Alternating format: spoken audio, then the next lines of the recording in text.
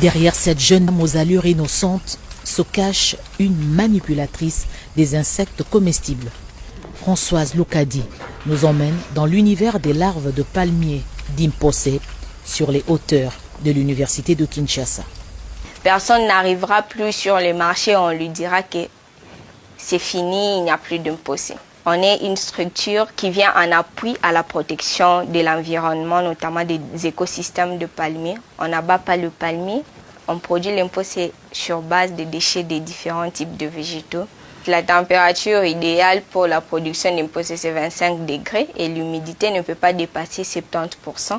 Habituée à se développer dans des troncs des palmiers en décomposition, cette ferme d'élevage a tenté une expérience réussie, loin de l'habitat naturel. On fait des captures de géniteurs dans le milieu naturel, on les ramène vers nous et on a pu mettre en place notre propre troupeau reproducteur.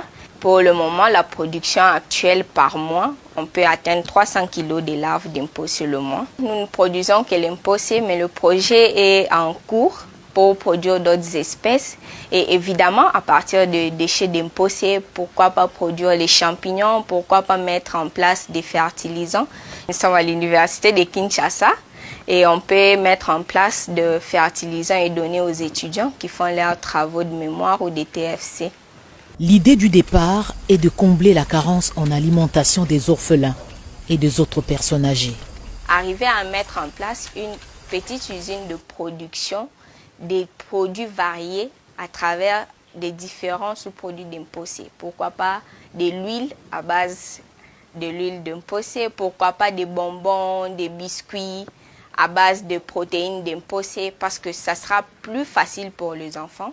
Pour le moment, ce n'est pas tous les enfants au niveau des orphelinats que nous visitons qui acceptent de manger les larves comme ça.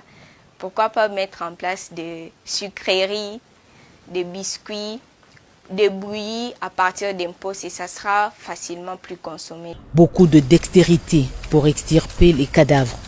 Cet insecte dispose des protéines pouvant remplacer la viande, d'énormes protéines, des glucides et des lipides.